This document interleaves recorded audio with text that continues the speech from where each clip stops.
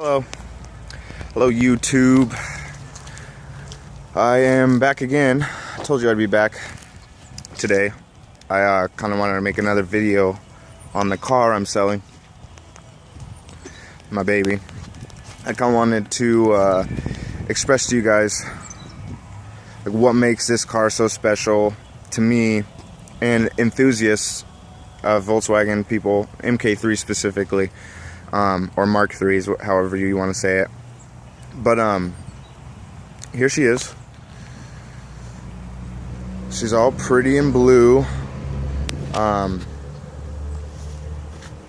very nice car. Let me kind of go over the options that the car has and explain to you guys what makes this car so special. Because I mean, it is a Jetta. It's not a Toyota Supra or Nissan 240 by any means, but the motor and the options that come with this car make it what it is. That's for sure. And the chassis, it's heavy, but it handles really well for what it is. Like, I don't know if you guys know Volkswagens, but Corrado is more of a performance-based car that Volkswagen came out with, but my car will spank that car in a road track just about any day, depending on the setup and everything and the driver. But so like it sounds horrible, but I just kind of wanted to go over the options and talk to you a little bit about what the fuck. Sorry, hold on. I gotta find good lighting. Talk to you a little bit about just everything. I mean, even the color on this car. I think that's the big deal, because you can find tens of thousands of Jettas, front-wheel drive, manual transmission with the VR6, which is a 12-valve single head V6. Sounds weird. Most V6s have two heads, but yes, this is such a slight V that I get to get away with one cylinder head, which is pretty cool. These blocks are really strong. The most horsepower I've seen off of one with like minimal upgrades is so a turbo kit, forged pistons and rods, and a built transmission, of course. Stock head, completely stock head, made I think 1100 horsepower to the front wheels. And I mean, with the V6, that means I'm gonna get like a good 600 to 700 foot-pounds of torque, if not more, to the front wheels. So that's part of the reason that made me fall in love with this motor, is because it's so easy to work with. Like, the people who made this motor, it was originally designed to be a diesel motor, and they planned to put a turbo on it. And I'm guessing because it doesn't make that much horsepower naturally aspirated. But at the last moment, the engineers decided to make it a gasoline motor. So that means it's built like a shit ton of bricks. It has a cast iron block. It has forged crankshaft and rods. The only downfall to this motor is they cast aluminum pistons. So that rates me to about 400 to 500 horsepower on a completely bone stock motor. Completely bone stock.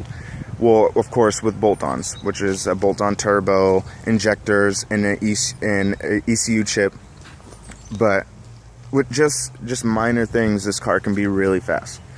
And if I'm making 500 horsepower, I'm making close to 500 foot-pounds of torque.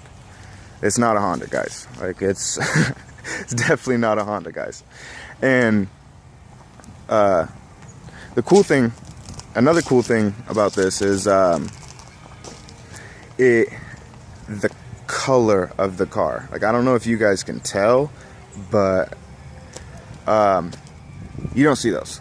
Like, you don't see Volkswagens, Jetta MK3s in that color. Like, you will, but I bet you my livelihood that it has a 2.0 liter motor instead of the 2.8 liter V6. Like, I bet you money.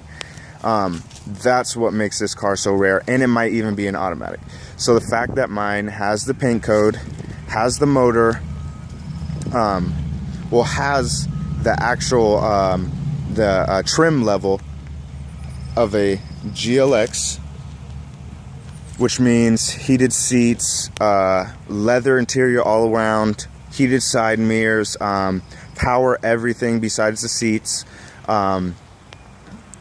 and what else? There's a cool little thing that Volkswagens do, or Jettas do, where you can put the key and say all your windows are down, your sunroof is open, and you go to and you're going to get out of your car and you forget that they're all down and shit. It's a hot day, you're just trying to get out of the car, go into the store real quick. You can just put the key in the keyhole and hold it in the lock position, and it'll close everything for you. That is fucking awesome. Like, like, lifesaver. But besides that, I mean, it came with KYB shocks on it and upgraded springs. I mean, it looks different. It's on different springs now, but it's just all over a great car. And the seats themselves too, like my driver's side's tore up, but the seats, like, they're like mini bucket seats. They don't like bolster you like a fucking crazy seat or anything like that, but they hold you in that bitch. Even with the leather and you sliding around on the leather, you do not move around in those seats. So I mean, that's pretty fucking awesome.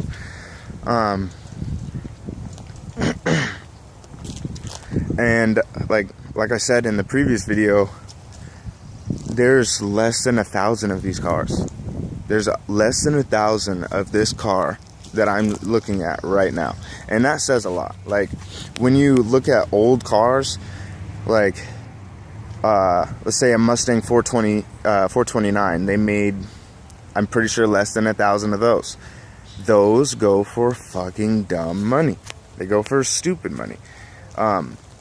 So I'm hoping, I mean, this is only a hope, I'm hoping that when we're all old and we're all looking back and we see all the Japanese cars and the European cars that we loved, that we can afford now, we will be willing so graciously to pay the good money that a collector person would pay for these cars.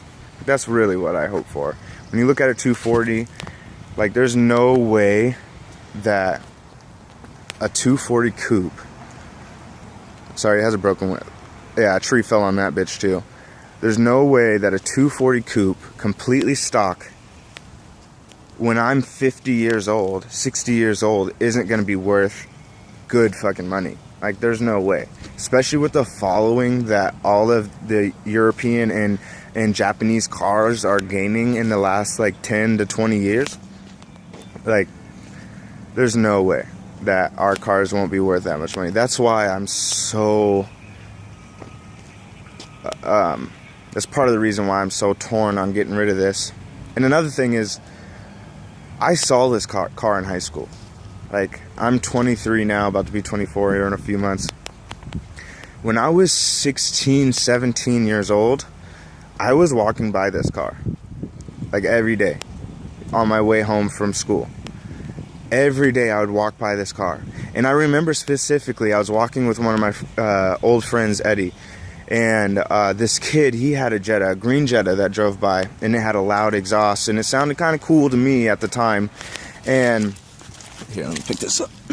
My friend Eddie goes, yeah, it sounds cool, but well, actually, no, what actually happened, someone was like, oh, that's probably a VR6. And my friend Eddie, he knew more about cars than me at the time. He goes, yeah, it's cool and all, but there's no real way of telling it's a VR6. Like, there's no way. And we were walking past this at the time. Mind you, I'm 16, 17 years old. He goes, now This car, he says, now that is a true VR6. Pointing directly at this car. I had no idea 5-6 years down the road, no, more than that, like 7 to 8 years down the road, that I would own this car. Like, it's kind of crazy. So I'm really beat up about the whole situation, but I'll figure it out. That's all I really wanted to cover. Yeah, so please like and subscribe, I guess. I'm not really doing much, like I said in the previous videos, but yeah, peace out. And like Tej would say, keep moving forward.